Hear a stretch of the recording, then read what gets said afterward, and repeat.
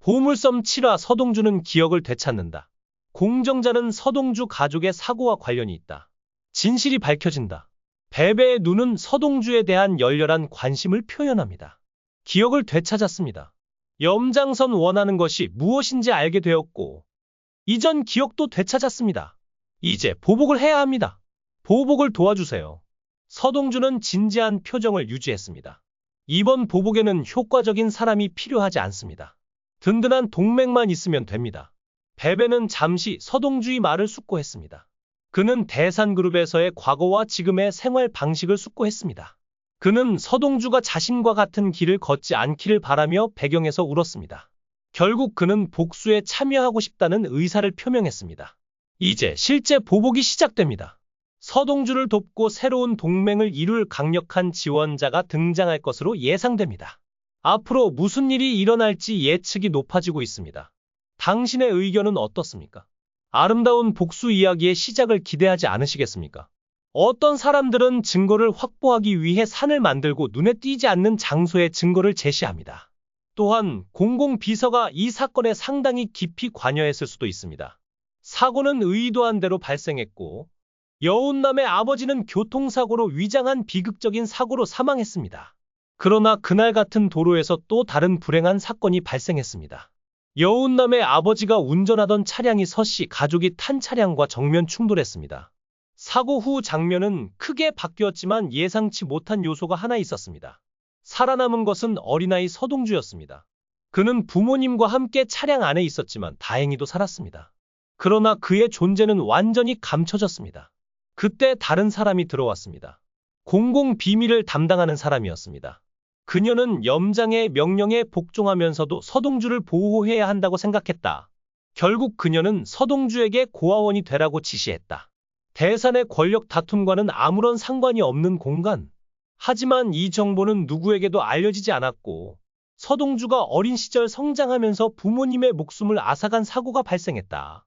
이 사고는 사전에 계획된 것이었고, 원인은 장선 때문이었다. 이야기의 마지막 부분은 차국기의 배우자가 운전하던 차량과의 충돌로 끝이 났다. 사고 원인을 조사하는 절차가 있었지만 결국 단순한 교통사고로 판명났다. 가해자로 여겨졌던 차국기의 배우자가 죽었으므로 더 이상 지켜야 할 공식적인 의무는 없었다. 처벌을 구할 권리도 없었다. 이야기는 이렇게 조용히 해결되었다. 모든 것이 의도한 대로 진행되었다. 하지만 허일도는 이 계획이 실행되기 전에 이미 알고 있었다. 여운남의 아버지가 제거될 뿐만 아니라 그에 따라 차국기의 배우자가 될 것이라는 예상이 있었다. 염장은 허일도를 대산 이니셔티브를 규제하는 수단으로 활용하고자 했고, 허일도 역시 그 흐름을 받아들였다. 그는 의도된 흐름의 경로를 온전히 따라갔다. 하지만 이 모든 진실을 아는 사람이 또 있었다. 바로 공비서였다. 그녀는 사고를 단순한 도로 충돌로 덮어버리고 사건 기록을 편집하고 필요하다면 참여자들을 제압했다. 그녀의 결정이었다. 허일도의 미래는 이미 염장의 행동으로 미리 정해져 있었고 그것이 얼마나 활용될지 알면서도 그 틀에서 벗어날 수 없었다. 하지만 그는 몰랐다. 이 포괄적인 계략은 나중에 서동주가 복수하게 되는 결정적인 계기가 된다. 하지만 운명은 달랐다. 허일도는 염장의 명령에 따라 서동주를 잡기 위해 그의 위치로 향했다. 하지만 불행한 일이 벌어졌다. 두 사람은 바다 표면에서 만났고 이때 허일도는 발을 디디는 것을 잊고 바다에 빠졌다. 하지만 서동주는 아랑곳하지 않고 물속으로 떠내려갔다. 자신을 죽이려 한 사람을 지키기 위한 것이었다. 그때 허일도는 깨달았다. 이 사람이 자신이 기억하는 서동주인지 의심했지만 기억을 잃었음에도 불구하고 본능은 바뀌지 않았다. 그때부터 허일도의 감정은 요동치기 시작했다. 그는 끝까지 염장의 대의를 지지할 것인가? 아니면 이번 일로 인해 서동주의 대의를 지지할 것인가? 그때부터 그가 내리는 모든 결정은 상당한 영향을 미치게 된다. 그러는 사이 차강철의 기억과 판단력은 점점 더 손상되었다. 이전과 달리 결정적인 순간에 집중력을 잃고 때로는 자신이 한 말을 잊기도 했다. 대산병원 신경과 전문의의 강의가 아직 공개되지 않은 사실과 신경외과 김도수 원장이 차강철에게 치매를 앓고 있다고 시인한 사실 등을 볼 때 차강철의 치매가 확실히 확인된 듯하다.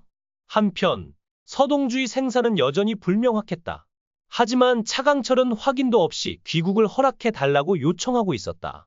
지선우가 따라오도록 서동주가 있어야 했기 때문이다. 하지만 문제는 서동주의 위치가 불명확하다는 것이었다. 차강철은 서동주의 위치가 불명확하다는 소식을 듣고 우려를 표했다.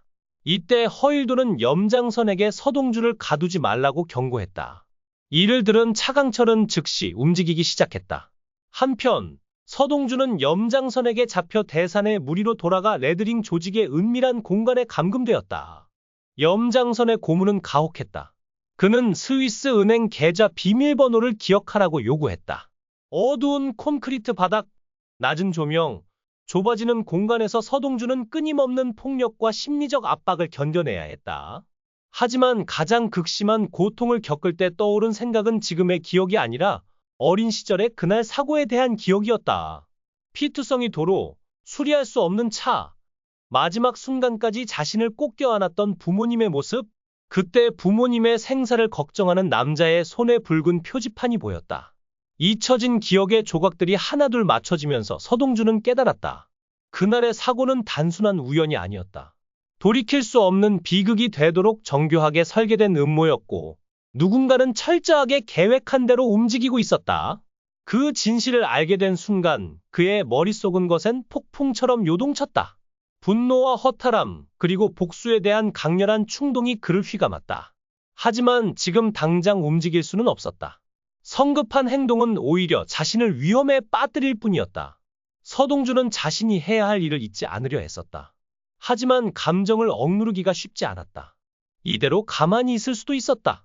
하지만 그는 스스로를 속일 수 없었다. 포괄적인 복수를 시작해야 했다. 지금껏 그를 짓눌러 왔던 거대한 그림자를 걷어내야만 했다.